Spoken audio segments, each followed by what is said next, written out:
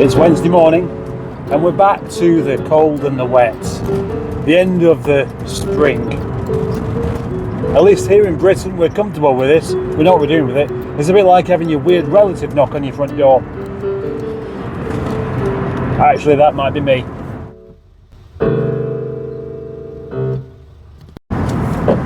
I'm going to make the most of this rather grotty weather though, by doing something with this car. I can't have it properly inside, but I can have it halfway inside, and that will be enough. Late last year, Nigel developed an oil leak. That's that car there, in case you don't know who I mean. I always assume everyone knows who I'm talking about. Anyway, it developed this oil leak, but it wasn't in my care at the time. I lent it out. So I don't know exactly how bad it really got. And that means I don't know how the circumstances developed.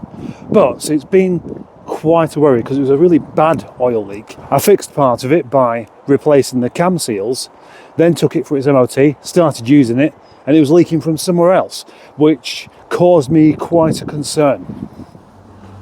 Oil pooling up around the head gasket.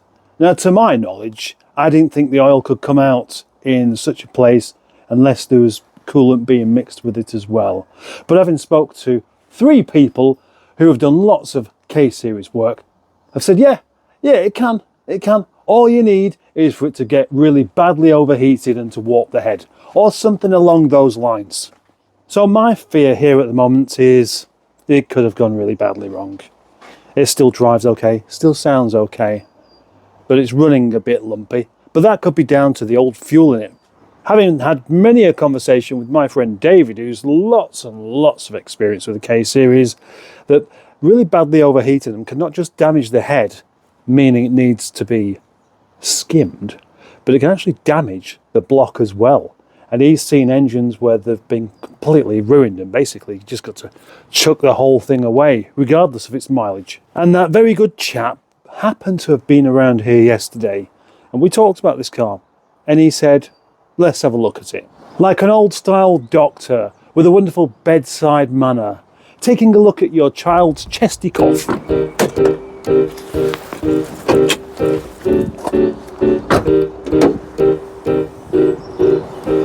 The engine on this little car is a 1.4. It's done almost 120,000 miles. It still sounds okay, and it still starts on the button. It is now due an oil service, plugs, leads, etc. But also oil. But if we look down there, we can see the block is exceedingly grotty looking. Whilst David was having a look at it, we could smell the oil dripping onto the exhaust.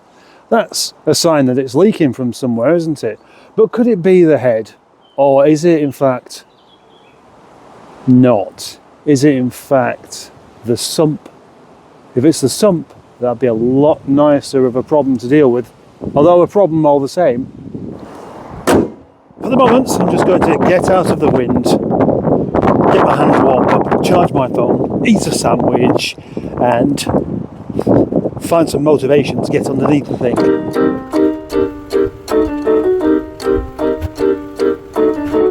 Just over here, in these 2 tubs here, we have petrol.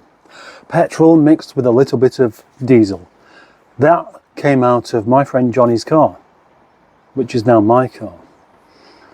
When you put petrol in, it's diesel Audi, and I got it out. It's not really particularly good for petrol any longer, but it's good enough to clean things with. Petrol in a spray bottle, how convenient. Let's have a look under here.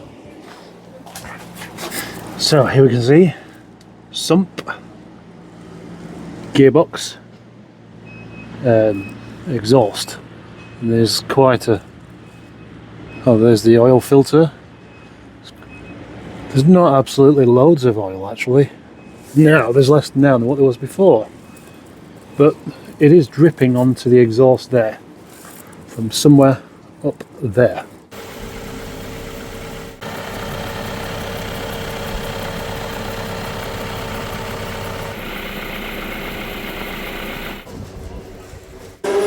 Right, stop being quiet here.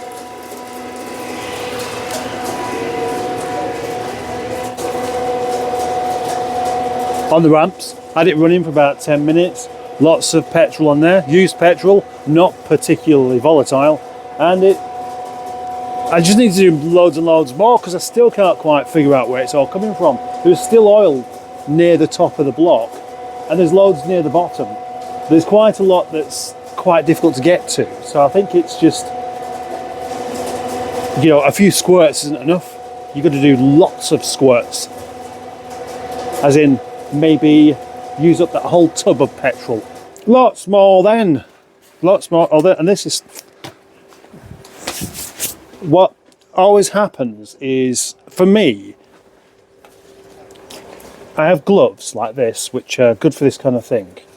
And I'll wear them for a bit and then I'll take them off because even though they're very thin, they are somewhat limited with other things you can do. You can't do everything wearing gloves. And then you'll get back to doing something grotty without putting them on. I suppose even that, you know, the grotty now, they've got petrol on. That makes them uncomfortable to wear because it means you don't feel too comfortable touching stuff. And look, the trigger's gone wrong on it. How's the trigger gone wrong? The thing about this is it smells good. Yes. Tipping petrol all over the engine. Just runs straight off. It is better spraying it on. Can't get quite enough petrol down there to dissolve all of this oil.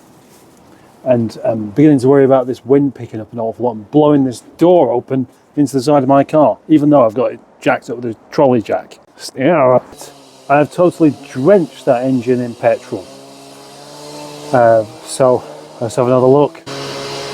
If nothing else, it's starting to look a bit cleaner under here.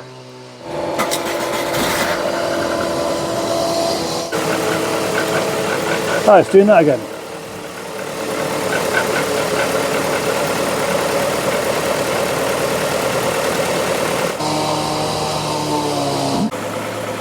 Yeah, it's not the most pleasant smell actually.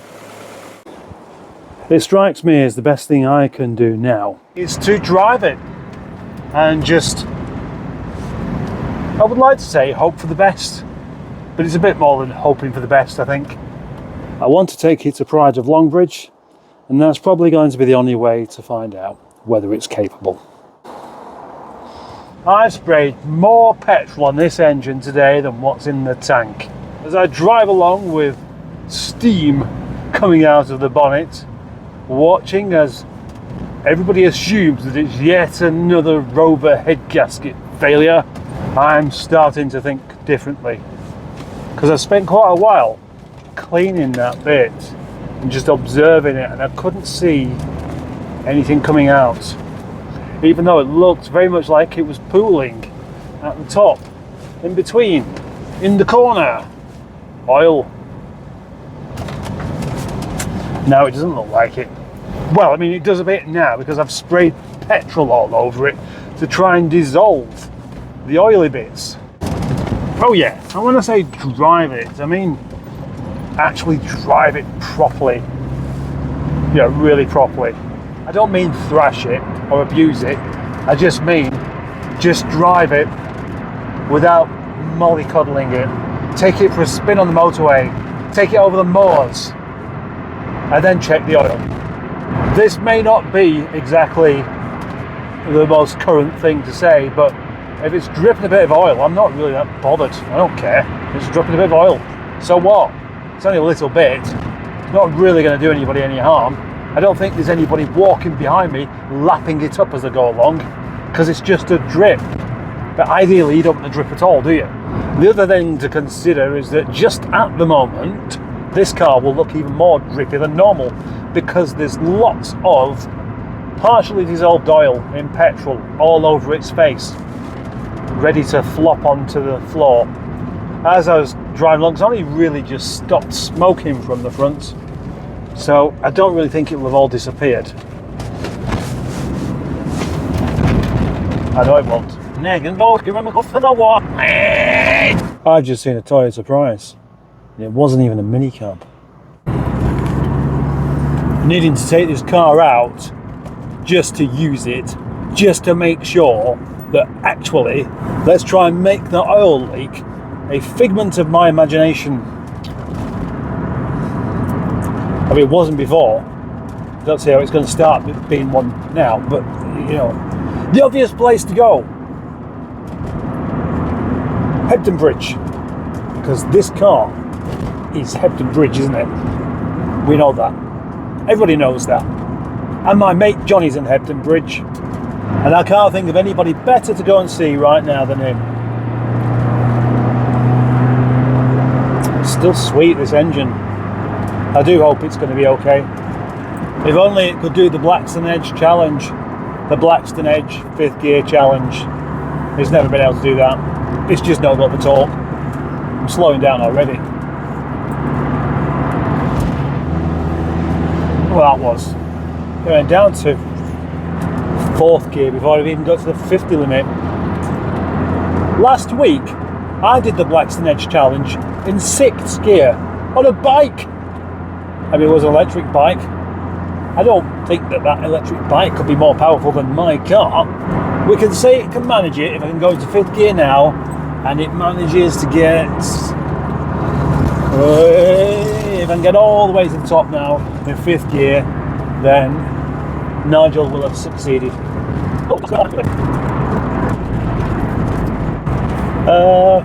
Okay, this is triumphant.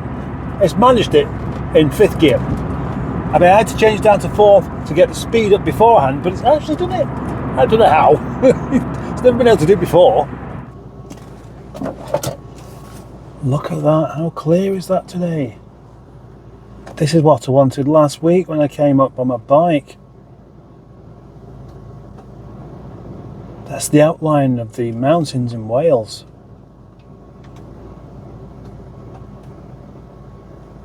That's really nice. It's very windy though.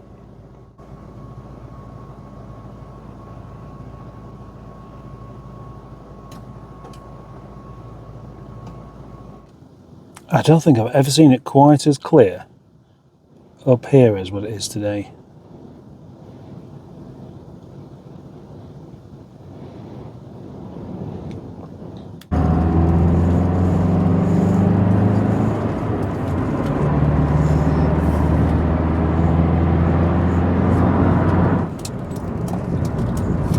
You might not think so.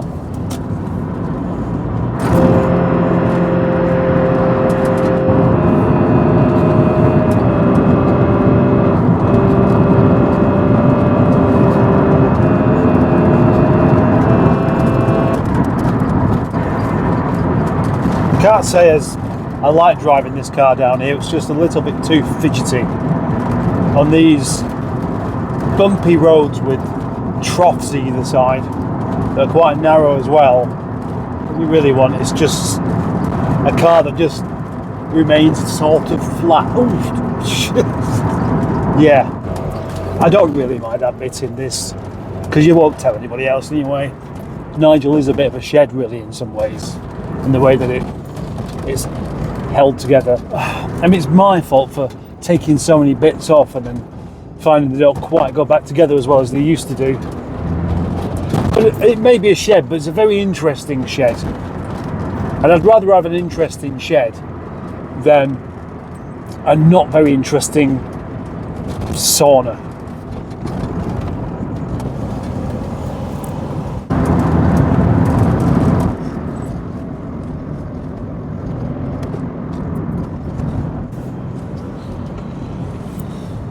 I'm just not feeling it anymore. This car used to be like recreational drugs. Not that I'm saying anything good or bad about them, but now it just feels like routine medicine.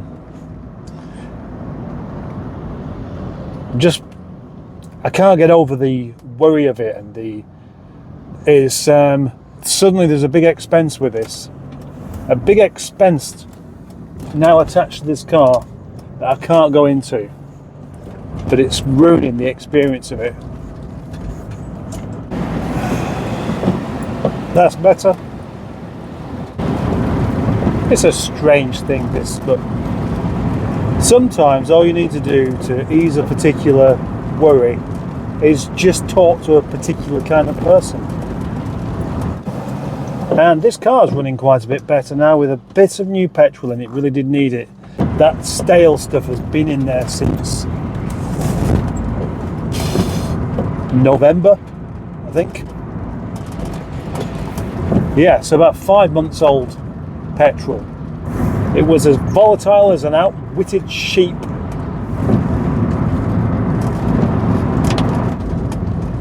I've just remembered something. I wonder if my slightly sticky front calipers stopped being sticky and fixed itself. I think it has. Yeah. I like a car that fixes itself.